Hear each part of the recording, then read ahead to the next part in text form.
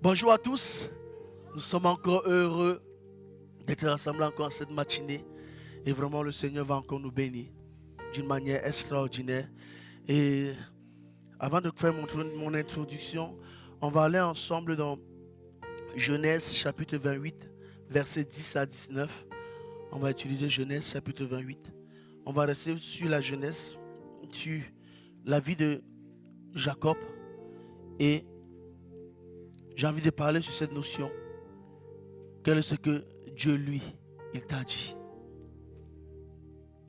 Genèse 28, versets 10 à 19. Quel est ce que Dieu, lui, il t'a dit? J'ai toujours cette phrase que je garde souvent quand j'ai dit Dieu a dit allons de l'autre bord. Mais Dieu n'a jamais dit qu'il n'y aura pas les tempêtes. Mais il avait dit allons de l'autre bord.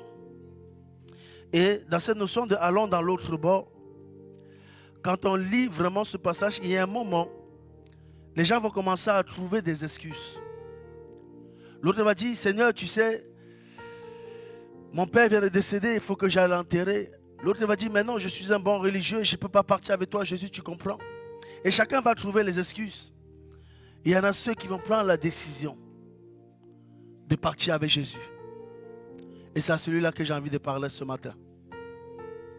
Pour dire, bien qu'on a pris la décision de partir avec Jésus, ça ne garantit pas qu'il y aura des épreuves. Et pour illustrer cela, j'ai pris la vie de Jacob, qu'on va lire ensemble.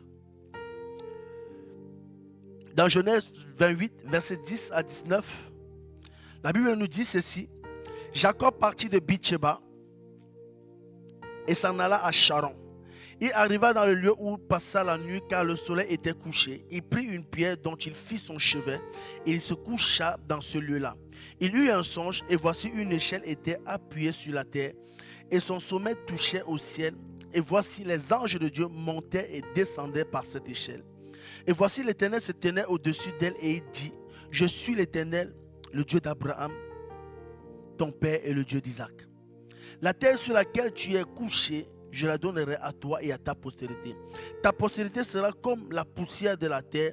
Tu t'étendras à l'Occident et à l'Orient et au Septentrion et au Midi. Et toutes les familles de la terre seront bénies en toi et ta postérité. Voici, je suis avec toi. Je te garderai partout où tu iras. Je t'amènerai dans ce pays, car je ne t'abandonnerai point que je n'ai exécuté ce que je t'ai dit, que je n'ai exécuté la promesse que je te fais. Jacob s'éveilla de son sommeil et dit, certainement, l'Éternel est en ce lieu, et moi je ne le savais pas. Il eut peur et dit que ce lieu est redoutable. C'est ici la maison de Dieu, c'est ici la porte des cieux. Et Jacob se leva de bon matin, il prit la pierre dont il avait fait son chevet, il la dressa pour monument, il versa de l'huile sur son sommet, il donna à ce lieu, le nom de Bethel, qui signifie la maison de Dieu. Mais la ville s'appelait auparavant Luz. Elle est belle l'histoire. Mais si on entre dans les fonds de cette histoire, vous savez où Jacob était? On dit qu'il était à Luz. Luz, ce n'était pas le chemin que Dieu avait promis pour lui. Normalement, soit il devait être chez son père à Bethel, ou soit il devait être chez Laban. Mais là, il est sur la route. Il est sur la route pourquoi? Il part chez Laban pour chercher une femme. Mais il y a un grand problème dans la vie de Jacob ici. C'est que Jacob a volé la bénédiction de son frère. Jacob a usurpé son frère. Et souvent dans le langage commun, dans le langage de tous les jours, on a ce qu'on appelle les meurtres par préméditation. Et lui, il a fait pas un meurtre par préméditation, il a fait un vol par préméditation. Donc il a volé, il a organisé son vol. Et il est parti voler son frère. Et en ce moment où il est en train de partir, il est en train de fuir. Et si moi maintenant je venais dans la vie de Jacob, et si je voulais chercher quelqu'un pour entrer dans les promesses comme Dieu vient de le dire là, je vais dire à Dieu, non Seigneur, tu n'as pas choisi la bonne personne. Parce que ce gars c'est un voleur. Ce gars c'est un menteur. Ce gars c'est un tricheur. Ce n'est pas la bonne personne. Dieu me dira, oui Wilson, je sais. Vous aussi vous le savez, non? Mais il y a un problème. Le problème est que dans Genèse 25-23, il est dit ceci. Et l'Éternel lui dit, de Genèse 25-23, je lis pour vous. Et l'Éternel lui dit, 2 nations sont dans ton ventre, et 2 peuples se sépareront au sortir de tes entrailles. Un de ces peuples sera plus fort que l'autre, et le plus grand sera assujetti au plus petit. Vous me voyez venir ou pas? Bon, pour ceux qui ne me voient pas venir, je vais expliquer. Il dit, ici, Dieu ne va pas chercher Jacob parce que Jacob est parfait. Dieu ne va pas chercher Jacob pourquoi? On est ensemble ou pas? Dieu ne va pas chercher Jacob pourquoi? Parce qu'il y avait une promesse sur sa vie. Quand Dieu est venu te chercher, ce n'est pas parce que Dieu s'était gouré, non. Ce n'est pas parce que Dieu s'était trompé, non. C'est parce que quand tu es sorti du ventre de ta mère, on dit qu'avant que tu ne sortes, Dieu savait déjà que tu devais sortir. Il t'a préparé que tu sortes. Et avant que tu es sorti, ce n'est pas au moment où tu es sorti que Dieu dit, mais maintenant qu'est-ce qu'on va faire de lui au fait? Quelqu'un m'a compris ou pas?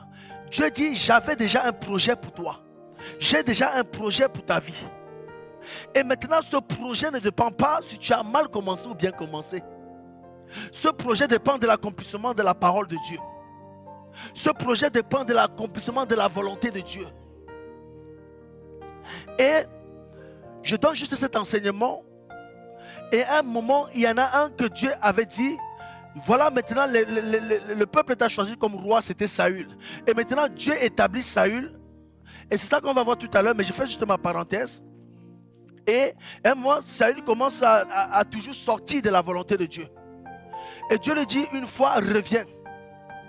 2 fois, reviens. Et la 3e fois, Dieu dit, Saül, moi j'avais prévu que ton royaume dure. Il dit, j'avais prévu que ton règne dure. Il dit, mais c'est à cause de qui que ton règne n'a pas duré? C'est à cause de toi. C'est à cause de toi. Et maintenant, qu'est-ce que je veux dire par là? Il dit maintenant, comme tu n'as pas voulu entrer dans le plan que j'ai fait pour toi, afin que tu sois une source de bénédiction pour Israël, il dit, je me suis cherché quelqu'un d'autre. Et c'était dans la notion où on enseignait dessus que Dieu n'a pas de plan B au fait. Quand tu n'entres pas dans le plan de salut que Dieu a établi pour son peuple, il dit, je me cherche quelqu'un d'autre. J'ai équilibré mon message ou pas? Il dit, je sais que tu as péché, je sais que tu as mal fait, mais ma fidélité ne dépend pas de ton péché, ça dépend de ma parole. Si tu te repens, tu reviendras entrer dans le plan et le projet que j'ai pour toi. Si tu reconsidères tes voies, tu viendras entrer dans le plan et le projet que j'ai fait pour toi. Ceci ne dépend pas de ta perfection. Et Jacob est le bon exemple de dire, il avait commencé par l'échec, il avait commencé par échouer, mais Dieu a dit, je suis revenu pour te refaire confiance. Je suis revenu pour te redonner une seconde chance. Je suis revenu pour que tu rentres dans le bon chemin, afin que tu entres dans la bénédiction que j'avais prévue pour toi. Et la bénédiction que Dieu avait prévue pour lui, c'est qu'il soit une source de bénédiction, il soit béni, que ses enfants soient bénis et que sa postérité qui est Jésus soit aussi une source de bénédiction. Et maintenant, on dit que Dieu va le parler 4 fois. Dieu parle dans la Bible, on dit Dieu parle tantôt d'une manière, tantôt d'une autre. La première manière dont Dieu va le parler, Dieu le parle par un songe. La différence, je ne veux pas entrer dessus, mais peut-être à l'occasion, un jour on va enseigner dessus. La différence, il y a 3 choses. Il y a le rêve, il y a le songe, il y a la vision.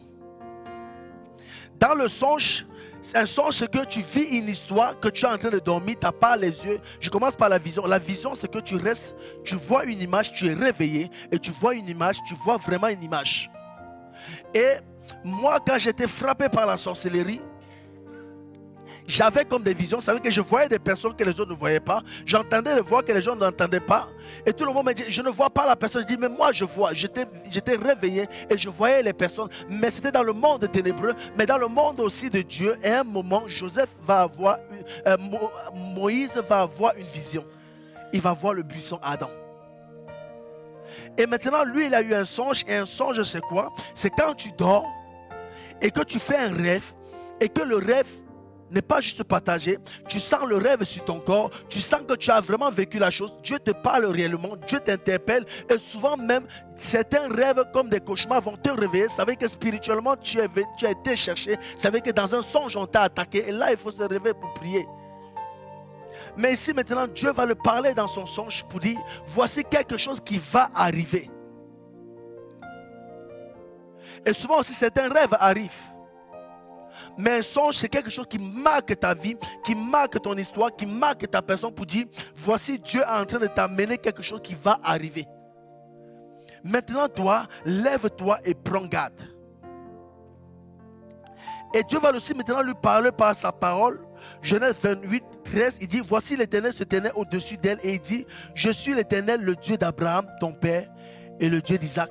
La terre sur laquelle tu es couché, je la donnerai à toi et à ta postérité. Et cette parole, c'est la même parole qu'il avait donnée à son père Abraham. Et c'est la même parole qu'il avait donnée à son père Isaac. Il dit maintenant, cette parole, c'est déjà écrit. Je ne sais pas si en ce moment s'il y avait les Écritures, mais en ce moment, ça se transmettait par voie orale. Il dit, tes parents t'ont déjà dit, j'ai donné une promesse. Il faut aussi que toi, tu entres dans la promesse qui a été réservée pour tes pères. Et cette promesse, en ce moment-là, elle n'était pas écrite parce qu'elle était orale, mais c'est une promesse déjà donnée de dire, il y a une bénédiction posée sur ta famille, il y a une bénédiction posée sur ta vie. Et ici, maintenant, Dieu lui donne déjà une parole écrite. Et après, maintenant, on dit, Dieu va lui donner une parole donnée. Une parole donnée, c'est celle-ci maintenant. Au verset 15, il dit, voici, je suis avec toi. Je te garderai partout où tu iras et je te ramènerai dans ce pays, car je ne t'abandonnerai point que je n'ai exécuté ce que je t'ai dit. Et pourquoi maintenant j'ai dit c'est une parole donnée? Parce que la même parole avait été donnée à son père Isaac, mais à son père Isaac, Dieu lui a dit, toi tu restes à Guéra. On s'est compris ou pas? La même parole donnée, il y a des instructions différentes pour dire à chacun d'entre nous, bien au-delà de ce qu'on a lu, la parole qu'on a lue peut nous être révélée, mais il y a un moment, Dieu te parle personnellement. Et je parlais récemment avec quelqu'un, on était à un entretien, et il y a un moment, je reste comme ça et on parlait, et puis Dieu me dit, dis-lui que je lui ai dit quelque chose chez elle dans sa chambre. Et Dieu me dit qu'il t'a dit quelque chose chez toi dans ta chambre, et c'est pour ça que tu es revenu ici. Elle dit oui, c'est vrai. Mais la chose que Dieu lui a dit à elle, il n'aurait pas dit la même chose parce que j'étais déjà à l'église. Mais elle en avait besoin pour venir à l'église. Quelqu'un m'a compris ou pas? C'est une parole que Dieu te donne pour que tu sois sûr que quand tu pars, ce n'est pas quelqu'un qui t'a envoyé, mais c'est Dieu même qui t'a envoyé. C'est Dieu même qui t'a envoyé. Et ces paroles, on va le voir tout à l'heure, ce sont des paroles qui au jour de l'épreuve, tu te souviens, quand le diable va te demander, mais qui t'a envoyé là? Tu dis non, j'ai reçu mon mandat. Dieu m'a donné une parole. Dieu a attesté qu'il est avec moi. Ah, mais tu vois, tu as des épreuves, tu as des difficultés. Dieu n'a jamais dit qu'il n'y aura pas de problème. Mais Satan, arrête tes mensonges. Dieu n'avait jamais dit qu'il n'y aura pas de problème. Et vous savez qu'on est une société qui n'aime pas avoir les problèmes. On n'aime pas avoir mal. Rassurez-vous, moi non plus. Mais je vais vous dire une vérité, peut-être que ça ne va pas vous plaire. Vous savez, je me suis plus attaché à Dieu dans les moments difficiles.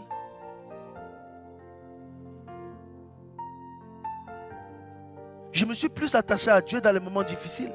Israël a plus cherché Dieu dans les moments difficiles.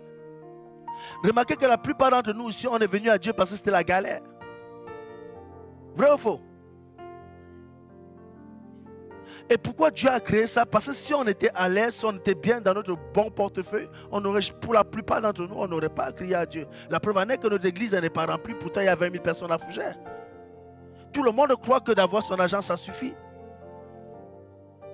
Mais il y a une autre partie, c'est que même si on a de l'argent, il y a une partie qui m'a toujours marqué, c'est que Joseph, devant Pharaon, Pharaon était riche et à un moment, il avait besoin qu'un rêve lui soit révélé et la révélation était à Joseph. Comme tu n'as pas compris ce que je veux te dire, c'est que il y a un moment, ton argent même ne va plus suffire. Ton confort ne va plus suffire. Tu vas te trouver à des limites humaines. Et le Covid nous a montré qu'à un moment, on avait Qui ici a eu les médicaments pour soigner le Covid? Pourtant, on est les plus grands scientifiques de tout le monde entier en France. On s'est compris ou pas? Pour dire à un moment, la sagesse et la force humaine de l'homme étaient limitées. Elle nous a montré notre limite. Et toi aussi maintenant, malgré notre abondance personnelle, à un moment, on a aussi besoin de dire, mais Seigneur, qu'est-ce que toi tu penses de mon projet? Oui, c'est vrai, le banquier a donné l'argent. Oui, c'est vrai, j'ai un héritage familial. Oui, c'est vrai, j'ai ça. Mais toi, qu'est-ce que tu penses? Et j'ai vu quelqu'un un jour, et je fais juste la parenthèse, je finis. Et puis il me dit, ah mais j'ai eu ça, j'ai dépensé, j'ai eu ça, j'ai dépensé. Et là, je l'écoutais, j'avais prié pour ce moment d'entretien.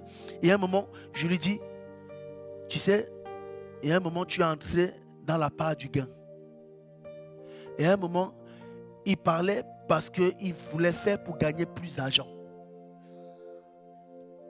Il ne voulait plus faire parce que c'était bien de le faire. Il voulait pour gagner.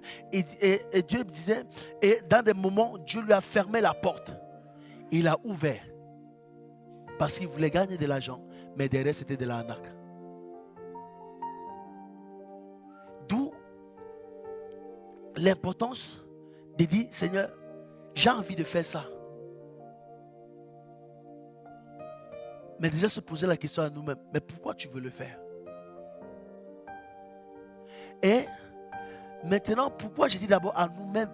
Ça va maintenant nous amener à poser la question à Dieu. Seigneur, est-ce que tu es avec moi? Parce que souvent, le projet vient toujours de nous.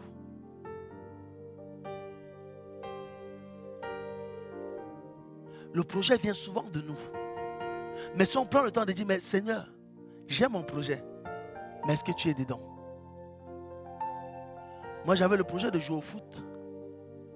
Vous savez ce que j'ai dit à Dieu pour pouvoir laisser? J'ai dit, Seigneur, si ça ne va pas, casse-moi une jambe. J'aimais trop le foot. Et c'était une prière que j'aurais aimé que Dieu n'exauce pas. Parce que quelques temps après, on m'a opéré. Et j'ai pu retrouver mon genou. C'était mon projet. Mais Dieu avait un autre projet. Un autre projet qui m'a amené un jour à me tenir devant quelqu'un qui me faisait un entretien pour entrer à PAF, l'équivalent d'EDF, et de dire, monsieur, votre projet il est attrayant, mais Dieu me dit, ce n'est pas mon projet là-bas. Parce que mon projet que Dieu avait préparé, c'était d'être pasteur. J'avais mon projet. Mais Seigneur, quel est le projet que tu as pour moi? Parce que le projet que Dieu a pour toi, c'est déjà écrit. À la différence de toi, toi tu vas le créer. Mais pour Dieu, c'est déjà écrit. C'est ça la différence. Alors, je vais t'épargner du temps perdu. Je vais t'épargner de l'argent gâché. Je vais t'épargner des maux de tête.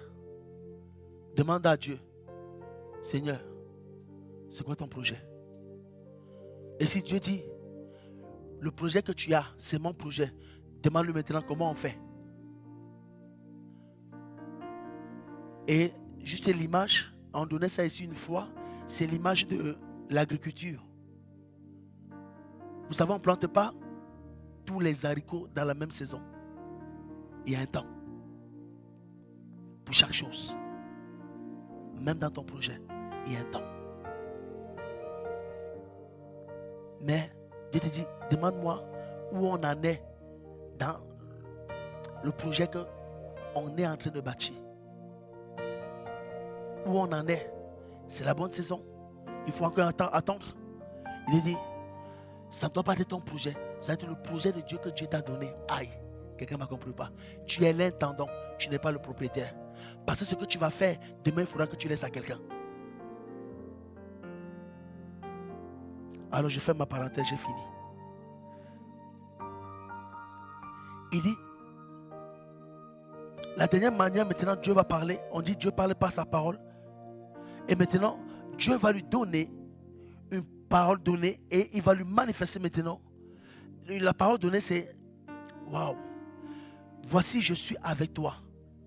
Je te garderai partout où tu iras.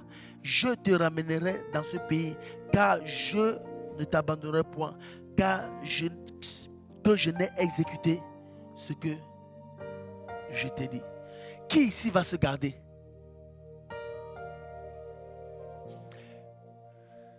Qui va garder qui?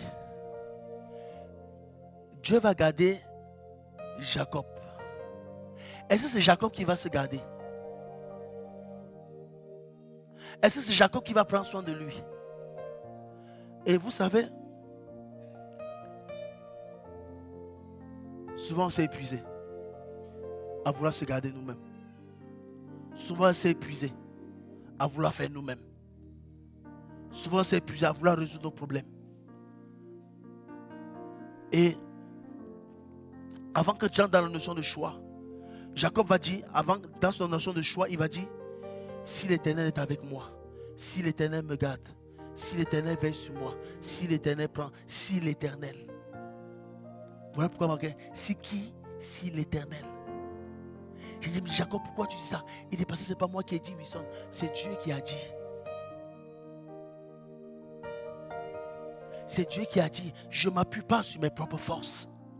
Je ne m'appuie pas sur mon propre intelligence. Je ne m'appuie pas sur ma propre sagesse. Mais je m'appuie sur la parole que Dieu a dit. Ainsi, c'est là où maintenant j'arrive maintenant à cet autre point de dire, maintenant il va faire le choix. On dit, Jacob fit un vœu en disant, si Dieu est avec moi et me garde pendant ce voyage que je fais, s'il me donne du pain à manger et des habits pour me vêtir, et si je retourne en paix à la maison de mon père, alors l'Éternel sera mon Dieu. Cette pierre que j'ai dressée pour monument sera la maison de Dieu, et je donnerai la dîme de tout ce que tu me donneras. Il commence, il dit, si Dieu me donne les habits, si Dieu m'accompagne, si Dieu est avec moi, il dit, et si Dieu me ramène à entrer dans la promesse qu'il a faite pour moi, il dit, alors l'Éternel sera mon Dieu. J'ai dit, Jacob, il y a un souci. Vous avez rencontré le souci ou pas? Alors l'Éternel sera... Non, non. Alors l'Éternel sera mon Dieu. Alors l'Éternel sera mon Dieu. Je dis, mon gars, ton grand-père était dedans. Ton père était dedans. Et toi, tu n'es pas dedans.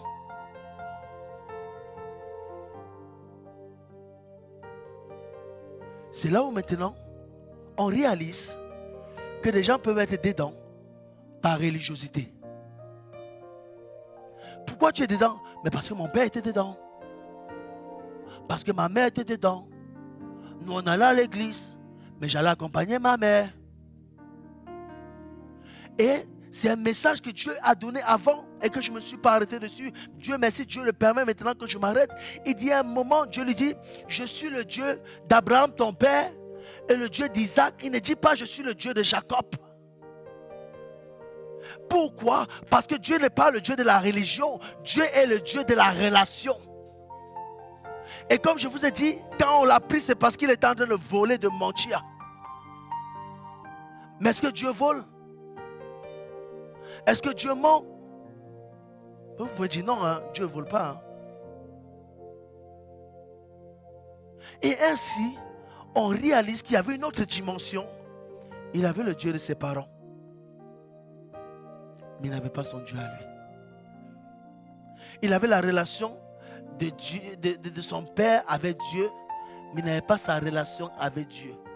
Elle avait la relation de son père avec Dieu, mais elle n'avait pas sa relation avec Dieu. Quelle est ta relation avec Dieu? Et remarquez quelque chose. À l'instant où il a eu sa relation avec Dieu, c'est à l'instant où Dieu l'a parlé comment? Audiblement. Dieu l'a parlé par un son, Dieu l'a parlé directement. Quelle est ta relation avec Dieu? Et c'est là où on dit maintenant, Dieu a parlé à Abraham, Dieu a parlé à Isaac, Dieu a parlé à Jacob, Dieu a parlé même à Moïse qui a tué quelqu'un, Dieu a parlé à Josué. Prends courage, lève-toi, c'est toi qui vas mettre ce peuple en possession de son héritage. Donc à chaque génération, Dieu parle. Donc à toi ça a sauté. À toi ça a sauté. Donc alors, Dieu fait acception des personnes. Dieu ne fait pas acception de quelqu'un. Dieu aussi peut te parler. S'il a parlé à Jacob le voleur, s'il a parlé à Moïse l'assassin, il peut aussi te parler. Tu n'es pas pire qu'eux. Il peut aussi te parler. Mais quel était le problème? C'est qu'il y avait quelque chose maintenant qui permettait qu'ils n'entraient pas dans la vocation. Pourquoi? Parce qu'ils avaient le Dieu de leur père, mais ils n'avaient pas leur propre Dieu. Il avait le Dieu de son père et de son grand-père, mais il n'avait pas son propre Dieu. Et à cet instant, il dit maintenant, Seigneur, tu seras mon Dieu. Et je ne veux pas faire mes projets, ma vie, mes ambitions sans toi. Et s'il faut parler à quelqu'un, je ne parlerai plus d'abord à mon père ou à ma mère. Je veux m'adresser maintenant directement à toi. Je ne parlerai pas d'abord au pasteur. Je parlerai d'abord à toi. Et si tu m'envoies voir le pasteur, je vais voir le pasteur. Parce que le pasteur n'est pas Dieu.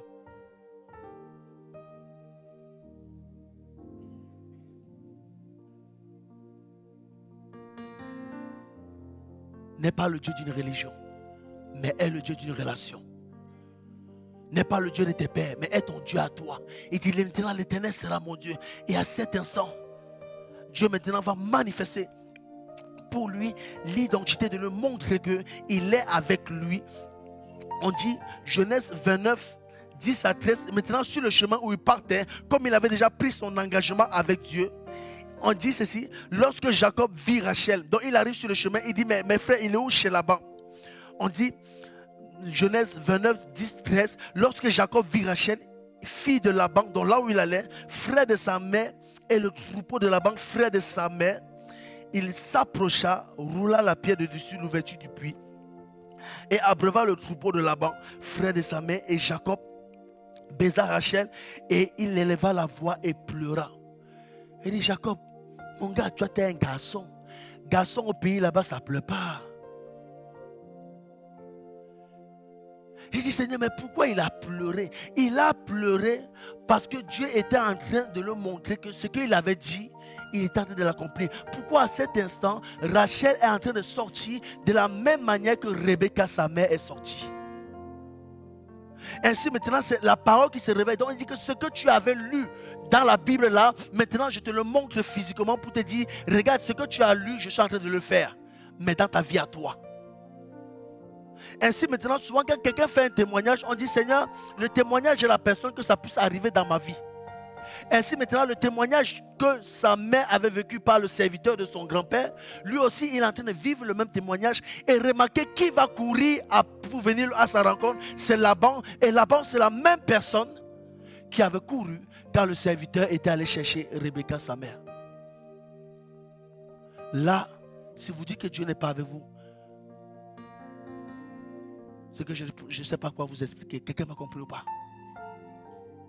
Elle vient de la même manière, avec la même personne, pour dire, regarde, j'atteste que je suis avec toi. Regarde, j'atteste que je suis avec toi. J'atteste que ce que j'ai dit, je le fais. Et comme on a dit, ce n'est pas parce que Dieu a dit qu'il était là qu'il n'y a pas de combat. Au début, ça commence bien. Comme tout commencement. Vous savez, quand quelqu'un vient faire la cour à une jeune demoiselle ou l'inverse, il ne vient pas en disant je suis le garçon le plus méchant. On dit que Laban lui dit, certainement tu es mon os et ma chair. Jacob demeure un mois chez Laban, puis Laban lui dit, parce que tu es mon parent, ne me serviras-tu pour rien? Dis-moi quelle sera ta récompense. Ah, c'est beau, hein? C'est beau ou pas? Et il dit, Jacob, j'ai vu ta fille Rachel. Quand je la vois, mon cœur il tombe dans mon ventre. Il dit, moi je veux Rachel. Il dit, ah, il n'y a pas de problème. Tu veux Rachel? Tu auras Rachel. Pour cela, tu vas servir 7 ans. Tu veux Rachel? Il n'y a pas de problème. C'est 7 ans. Vous savez ce qui s'est passé la 7e année? Quand il a fini, non, c'est pas Annick, elle a raison de dire qu'elle ne sait pas. Il a changé sa femme. Il a donné la grande sœur, il a donné Léa. Pourtant, ils avaient signé le contrat. Injustice.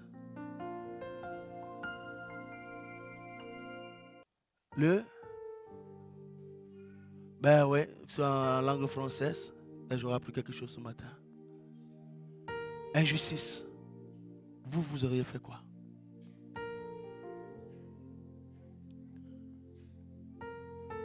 Maintenant, je vais vous réveiller l'esprit. Vous êtes dans le plan de Dieu. Vous avez reçu une parole de Dieu. Vous avez vu la main de Dieu. Et là, maintenant, devant, quelqu'un vous met les bâtons dans les roues. Vous faites quoi? Je sens quelqu'un en train de dire, je vais lui imposer les mains, mais pas avec la prière avec.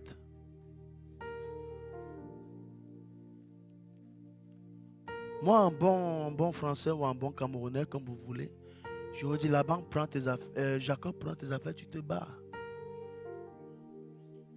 Vrai ou pas? Il me prend tes affaires, tu te bats.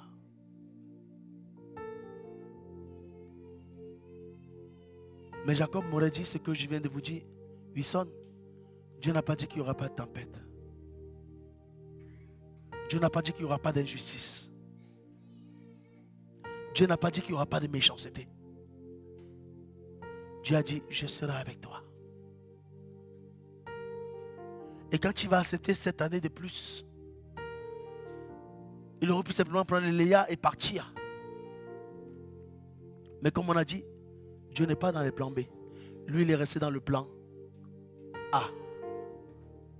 Et le plan A, c'était qui? C'était Rachel. Et j'ai vu les gens. Ah ben pourquoi tu es parti? Ben moi, c'était Dieu, je suis parti. Et j'ai vu quelqu'un qui dit, ah mais moi, c'était Dieu, je suis parti. Je lui ai dit, tu sais, ce que là où tu étais, Dieu n'était pas avec toi. Je vais m'expliquer, hein, peut-être ça vous étonne. J'ai dit que non. Il dit à la personne, tu sais pourquoi? Il dit parce que même Jésus, ils l'ont cloué à la croix. Ils l'ont mis une épine.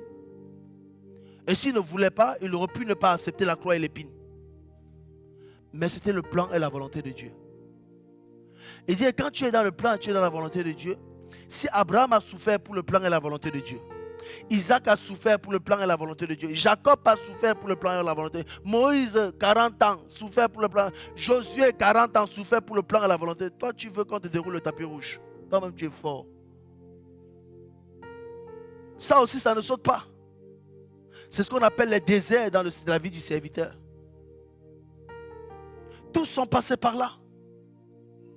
Tous sont passés. Et tu voulais qu'on te déroule le tapis rouge. Qui devait te dérouler le tapis? Le diable? Oh mon ami, c'est le tapis d'épines qui place lui. Qui devait te dérouler le tapis rouge? Tous sont passés par ce moment de désert. Et Dieu dit, c'est le moment où j'étais dépouillé de toi afin de te revêtir de moi.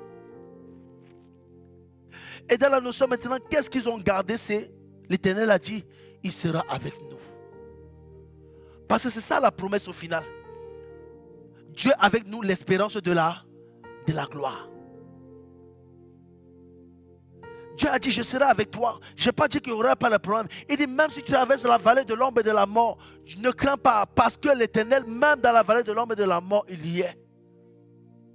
Donc même la peur de la mort n'a qu'un pouvoir sur moi. Et encore moins la peur des soucis financiers. Ou des soucis de famille. Ça aussi, c'est prévu dans le contrat. Ce n'est pas une option. Mais la particularité maintenant, il dit maintenant, je suis resté pourquoi? Il dit parce que Dieu était avec moi. Parce que Dieu est avec moi. On connaît aussi les souffrances de Job. Au milieu de ces souffrances, Job, au lieu d'abandonner Dieu, au lieu de régner Dieu, Dieu va dire que non. Ce que je vais repasser dans mon cœur, c'est que mon Rédempteur est vivant. C'est lui qui aura le dernier mot dans ma vie. Et moi je vois Job en train de le dire. Quand il le dit, je crois pas Job en train de se réjouir. Job en train de pleurer. Job en train de souffrir. Il est en train de se gratter avec les bouteilles. Il est en train de voir son argent partir. Il vient de perdre tous ses enfants. Il vient de perdre tout. Et ses amis sont là. Il dit, mais Job, c'est parce que tu as péché. Il dit, mais non, je n'ai pas péché. Il dit, mais qu'est-ce qui s'est passé? Il dit, c'est le diable qui m'a frappé. Et ses amis disent, non, jamais personne n'a fait ça. Dieu ne fait ça à personne. C'est parce que tu as péché. Il dit, mais non, je n'ai pas péché. Je n'ai pas péché. C'est la souffrance que le diable a fait. C'est la souffrance dont le diable m'a frappé. C'est la souffrance dont le diable m'a plongé. Je n'ai pas péché. Et dans tous ces moments de blessure, dans tous ces moments de pleurs, Job lève la tête. Il dit, ce que je veux repasser dans mon cœur, c'est que mon Rédempteur est vivant. Et c'est lui qui aura le dernier mot dans ma situation. Je n'abandonnerai pas, je ne lâcherai pas. Dieu sera avec moi, même si je ne vois pas, même si je ne ressens pas, même si je n'entends pas. Mais je sais que Dieu ne va pas m'abandonner. Je sais que Dieu ne va pas m'abandonner. Parce qu'il serait là et il va accomplir sa promesse. Et moment, j'ai traversé des moments de galère. J'appelle mon père et dis, papa, en ce moment, c'est difficile. Et j'avais pris mes affaires pour aller à l'Institut biblique. J'appelle, je dis, mon père, papa, c'est difficile. J'ai plus d'argent pour aller à l'école. J'ai plus d'argent pour t'aider. Vous savez ce que mon père m'a répondu? Il m'a dit, mon fils, de toute façon, c'est toi qui as choisi la pauvreté. Pour dire, choisir de servir Dieu, c'était de choisir la pauvreté. Vous savez, c'est le moment où vous êtes souvent bas que les gens viennent souvent vous enfoncer. Mais la Bible dit que dans ces moments-là, Dieu est venu voir Jacob. Il dit, Jacob, à la 14e année, il dit, ne pars pas encore. Il dit, je vais te faire sortir d'ici avec la bénédiction. Il dit, Genèse 30-40, il dit, cet homme devint de plus en plus riche. Il eut du menu bétail en abondance, des servantes et des serviteurs, des chameaux et des ânes. Dans le pays de la disette, dans le pays de la souffrance, Dieu le bénit. Et Dieu parle aussi de Joseph quand il était dans la prison. Dieu fait de lui le chef des prisonniers. Il dit, pourquoi? Il dit, Seigneur mon Dieu, mais ça veut dire quoi? Il dit, Wilson, ce que toi tu appelles prison, moi j'appelle sa formation. Ce que tu appelles malédiction, il dit, moi j'appelle ça bénédiction. Il dit, Seigneur, it's not possible. Il dit, si. Il dit, pourquoi? Il dit, parce que dans les moments de souffrance, c'est là où tu apprends l'amour pour les autres. Comment veux-tu pleurer avec quelqu'un qui est pauvre si toi tu as toujours vécu dans la richesse? Quelqu'un m'a compris ou pas? Comment veux-tu pleurer avec quelqu'un qui souffre si tu n'as jamais connu la souffrance? Comment veux-tu parler avec quelqu'un qui est perdu si toi tu n'as jamais été perdu? Voilà pourquoi Jésus lui-même est venu sur notre terre, souffrir comme nous, afin de nous comprendre. On dit, il s'est mis semblable aux hommes, il ne s'est pas mis semblable aux anges. Non, il s'est mis semblable à ceux qui souffrent, afin de comprendre leur souffrance et de payer pour eux. Et maintenant, le salaire de la croix de Jésus, ce n'était pas parce que Dieu le détestait, simplement parce que Dieu était en train de l'équiper d'une compassion pour ceux qui étaient en train d'être perdus. Et quand il était rempli de compassion, et à la croix, il a fait une prière, Père, pardonne-leur, car ils ne savent pas ce qu'ils font. J'ai dit, mais Seigneur Jésus, pourquoi? Il dit, pourquoi? Il dit, parce que ils sont encore sous l'emprise de la chair, sous l'emprise des puissances qui les détruit, c'est le diable qui les ruine. Il faut que j'aille payer à la croix pour leur donner la force dont ils ont besoin afin de sortir de cette prison dans laquelle le diable les a placés. Et que c'est toi ta part Dieu, que tu sortes de cette prison afin que la chair ne puisse plus dominer sur toi, mais bien au contraire, que c'est l'Esprit de Dieu qui domine sur toi.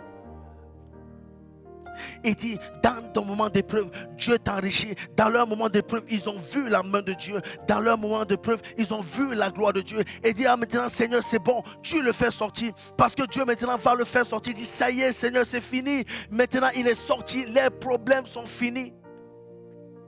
Mais la Bible dit que Laban va lever son armée, ses frères, pour le poursuivre. J'ai dit, Seigneur, il a travaillé pour lui 7 ans. Il a travaillé pour lui 14 ans. Voici maintenant, il sort la 20e année. Il le poursuit encore. Il va encore croire de lui. Mais c'est pas Laban en fait.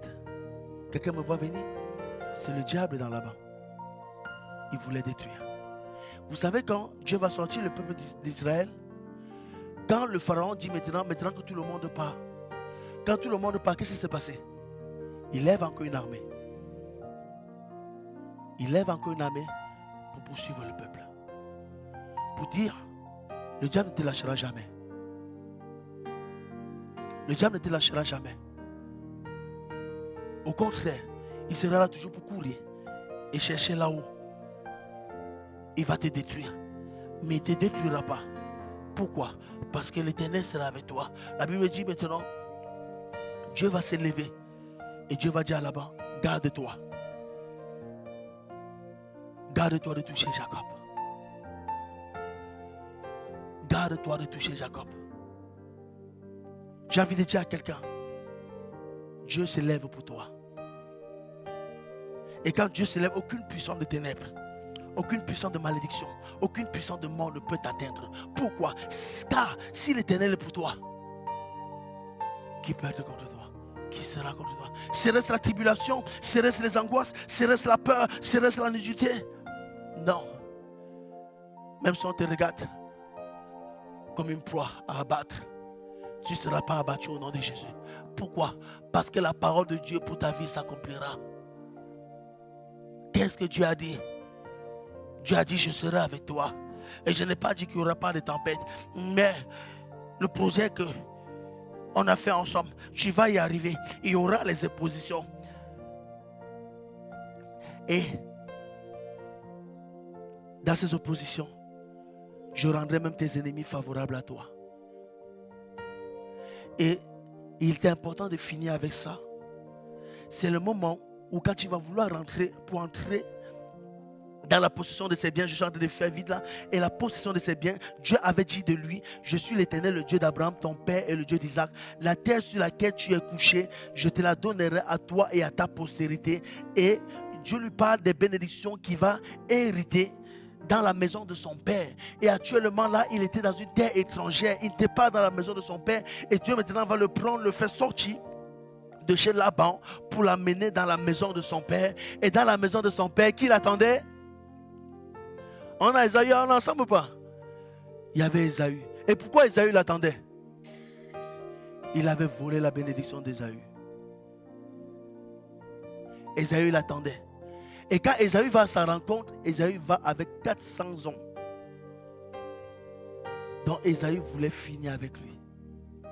Jacob a commencé à faire des stratégies. Au commencement, il a envoyé des serviteurs avec plein de béliers. Après il a envoyé une deuxième vague de serviteurs avec plein de béliers. Après la deuxième vague de serviteurs, il envoie sa famille, histoire de toujours de négocier le terrain. Et pendant qu'il est en train de se tracasser, de s'épuiser, Dieu va descendre. Et c'est le moment où Dieu combat avec lui. Et Dieu a envie, et si tu veux garder quelque chose de ce message aujourd'hui, c'est ici, c'est ce moment-ci. Quand Dieu descend, il va combattre avec Dieu. Et Dieu va lui dire, tu as remporté la bataille. Et Dieu, quand il va remporter cette bataille, quand tu vas entrer pleinement dans sa vocation, quand tu vas crier à Dieu, dis Seigneur, il n'y a que à toi que je peux compter. Il n'y a que sur toi que je peux m'établir. Il n'y a que sur toi, il n'y a que toi qui peux faire quelque chose. Et à cet instant-là, il va entrer et maintenant, waouh. La Bible dit, il va saisir l'ange de l'Éternel. La Bible dit saisis Dieu, mais tu ne peux pas voir Dieu mourir. Dans cet instant, c'est l'ange de l'Éternel. Et pour ceux qui ne savent pas, l'ange de l'Éternel, c'est la personne de Jésus dans l'ancienne alliance.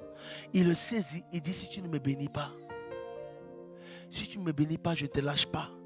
Je dis, mais Jacob, comment tu as cette assurance? Il dit, parce que là où je suis, ce n'est pas un homme qui m'a placé. Là où je suis, ce n'est pas un homme qui m'a placé, c'est Dieu qui m'a placé. Et comme c'est Dieu qui m'a placé, je ne partirai pas d'ici maudit. Je ne partirai pas d'ici maudit. Je refuse. Je refuse. Il est temps pour toi que tu marques ton autorité. Tu es placé par Dieu, oui ou non? C'est maintenant qu'il faut que tu parles. C'est maintenant qu'il faut que tu déclares que tu es pour Jésus. Que c'est Jésus qui t'a envoyé. Que c'est Jésus qui t'a placé. Il dit non, tu ne partiras pas tant que tu ne m'es pas béni. Il dit pourquoi? Parce que là où je suis à Bethel. Je suis là où Dieu m'a placé. Je suis là où Dieu me veut.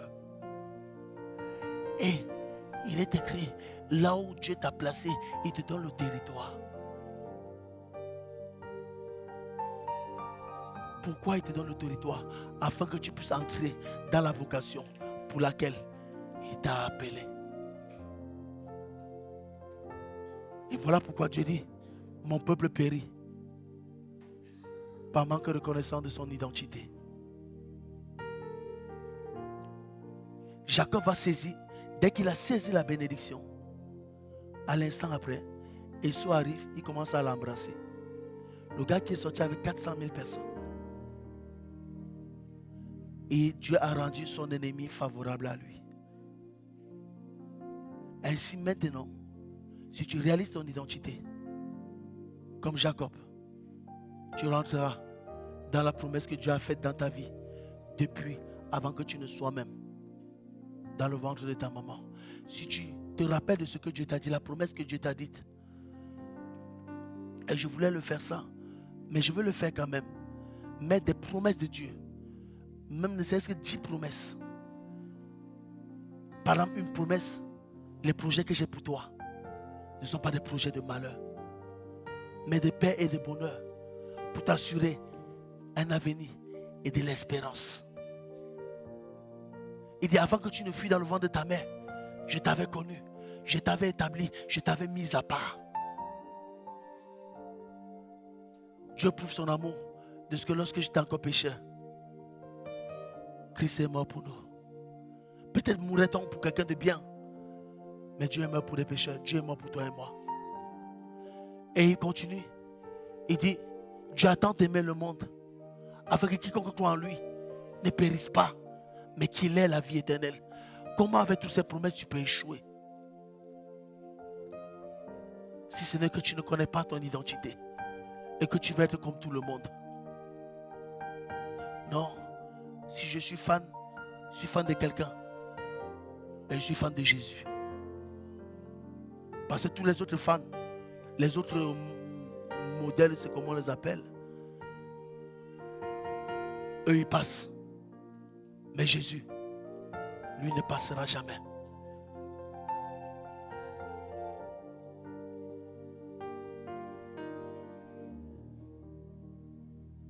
Je finis avec ces versets vraiment pour toi. Jacob demeura seul. Waouh. Jacob demeura seul. Vous savez ces problèmes que vous avez parlé aux parents, ils n'ont pas compris. Vous avez parlé à vos épouses, votre épouse ou votre époux, il n'a pas compris. Dieu dit la seule personne qui peut comprendre. Il dit c'est moi.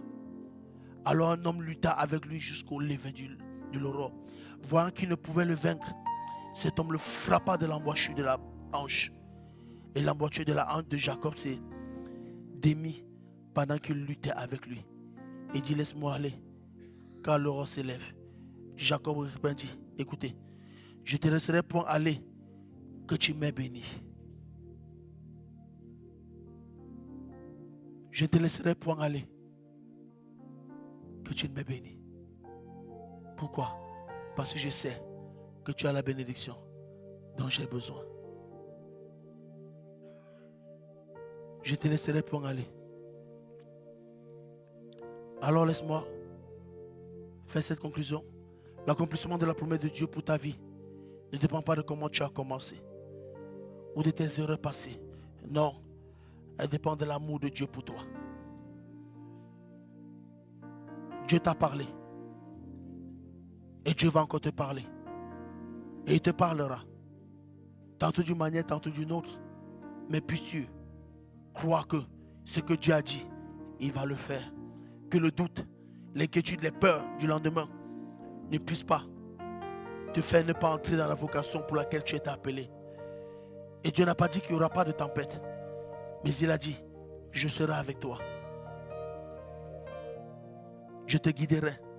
Et le plus important, il dit, je ne t'abandonnerai pas tant que je n'ai pas fait ce que je t'ai dit. Et la Bible dit, Dieu n'est pas un homme pour mentir, ni le fils d'un homme pour se repentir. Et Jacob va faire le choix d'entrer dans cette promesse. Toi aussi, fais le choix de souffrir pour Jésus. Parce que la souffrance que tu souffres aujourd'hui, tu n'auras plus besoin de le souffrir demain. Et ceux qui refusent de souffrir aujourd'hui pour suivre Jésus, demain ils le payent. Et qu'importe ce que tu traverses, ne regarde pas aujourd'hui à ce que tu vis, à ce que tu fais, mais regarde à la promesse de Dieu qui a dit, je t'amène à la gloire. Car Dieu est fidèle et juste pour t'amener à entrer dans la promesse qu'il a faite pour ta vie. Au nom de Jésus. Amen.